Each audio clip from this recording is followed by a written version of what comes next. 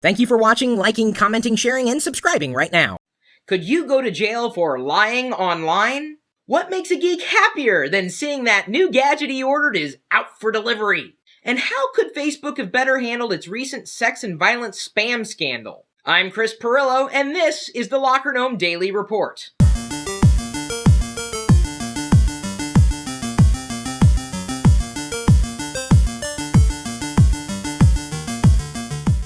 Thank you for liking this video. Be sure to check out the links we've provided in the show notes for more information on any of the following clips. What if it were a felony to lie about your weight in your online dating profile? What if you could be sent to the big house for tweeting that your favorite color is green when it's a well-known fact that we all know that you like orange better? I actually like puce. What if you had to hide out from the feds in a van down by the river because you faked your Facebook name? Should lying online be a federal crime? Meanwhile, at the U.S. Department of Justice, they're flogging fibbing. Bob Fogarty talks about this in his latest round of lunacy on LockerGnome.com. Seriously, I'm not lying about that. Or am I? You know you've done it. You track your package down to the meter, or inch if you live in the U.S. What's more exciting than knowing it's out for delivery? When the delivery guy's actually knocking on the front door with the minty fresh package of goodness itself in hand. And hopefully he's not holding on to his package too. When a new device hits the market, it's like a special Christmas has been sent from some unseen wonderland to spread its cheer one happy house at a time. And with the Amazon Kindle Fire and the Barnes & Noble Nook on their way to his house, Ron can barely contain his glee. Enjoy the joy with him in his article on LockerGnome.com. But please, if you're going to share your own glee, at least wipe off the seat when you're done. Our blog comment of the day is from a celebrity of sorts, Tim Stevens, editor of Engadget. He replied to another comment from our first reviews of the Amazon Kindle Fire Seem Misguided post. Sorry, but it's a tablet, and it's my job to point out the good and the bad. Ultimately, the Fire has many, many small annoyances, and I can't exactly point out the MSRP every paragraph. I know what you mean, Tim. Stick to your guns. If a product sucks, tell the world it sucks. Damn what the fanboys say. No device is perfect, unless it comes from Apple. We all know that. And if you don't agree with me, you suck. Can education and technology coexist? It seems like the easy answer is yes. I, for one, welcome our new robotic overlords. Why do so many school districts seem to be stuck in past decades when it comes to upgrading their technology? At LockerGnome.com, Bob Fogarty tries to make sense of this phenomenon, but points out that not all educators are clueless. Just the ones who taught you. I was once asked if I thought it was possible for the iPad to become a common sight in the classroom, and I said that I don't think it's a possibility, I think it's an inevitability. I still stand by that statement. Of course, I also think that my dog should run for mayor, so please take my opinions with a grain of salt. Our backlink of the day is from answers.microsoft.com. Yes, thanks to Jerry C.J. Cornell from England for sharing a very helpful link we had published on LockerGnome a while ago. It's quite all right to share our useful information with anybody and everybody. Do you have a favorite forum you frequent? Feel free to share a little bit of LockerGnome love there when it's relevant to do so. Does anybody really still use forums anymore? Over the past week, did you get a nasty shock when disturbing images of graphic sex and violence started showing up in your Facebook feed? I didn't see anything out of the ordinary. Is that bad? Thanks to a malicious JavaScript attack perpetuated by users tricked into sharing and spreading this gross series of displays, many people spent sleepless nights cursing Facebook for letting such a horrible thing happen, as opposed to what people shared from that party last Friday night. At LockerGnome.com, Kelly Clay reports on how the attack happened and what Facebook is doing to fix the problem and deal with its backlash. And if they manage it like they have past incidents where Facebook has ticked off its user base, I expect a whole lot of nothing. Jazz hands!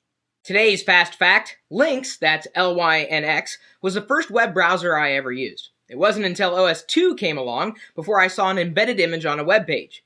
What was the first web browser you used? Our question of the day is from Magnus Christensen on LockerGnome.net. Do you shop online, and how much?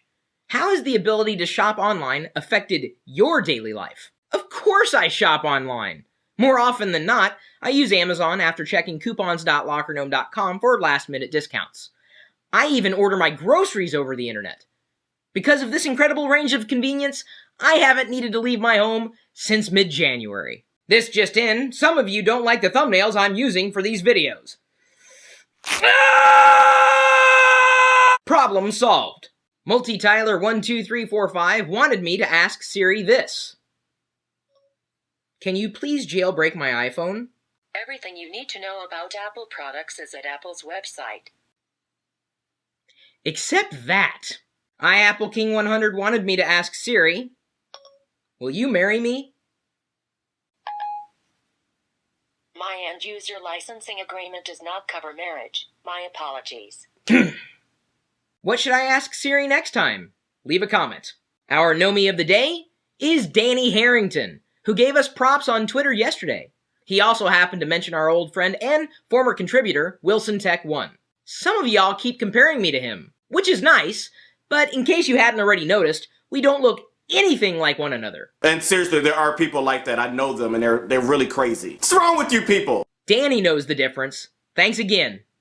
Our app of the day is Pictorial HD. It's a 3D puzzler that's currently free in the iTunes App Store. The object of the game is to use a single finger to reposition a field of stars, aligning them to a single plane, which should, if you do it correctly, form a new constellation.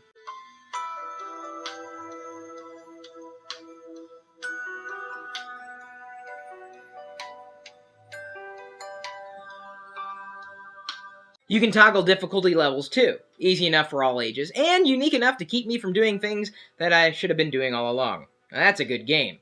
As always, we have a link for you to download this particular app in our show notes. Earlier today, I had a Skype conversation with renowned new media business genius Brian Solis. His new book, Business as Usual, might be perfect for you. Okay, so, Brian, what are the 3 to 5 top takeaways from this book?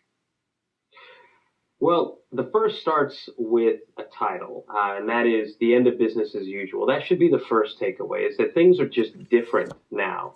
And it might seem commonsensical that everything is changing, but in reality, it really is changing. The second takeaway is that there's a different type of consumer that's out there. Whether you're business to consumer, business to business, government, what have you, there is this idea of a connected consumer, and how they make decisions, how they influence our influence is not like the traditional customer. So you have to augment your business strategy in order to reach them, even lure them and attract them as a customer and keep them as a customer. We've uploaded the full interview to my Facebook and Google Plus profile pages. To get your own copy of Brian's book, we have a link for you in the show notes. If you want to be included as a correspondent, simply upload your 30-second clip to our Questions to Answer YouTube channel by way of lockergnome.com/upload.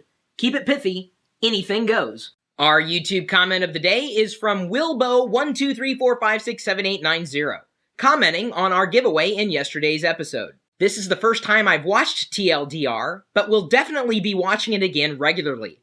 Quick question about the touch mouse. Would it work with an MVP on OS X Lion? P.S. Keep up the great videos. Well, I tried it a few minutes ago, and it does seem functional as a basic mouse on OS X. I guess Microsoft didn't have Mac users in mind when they designed it. Either way, thanks for paying attention. We picked your name at random for this giveaway. Contact us so we might know where to send you this new Microsoft Touch mouse.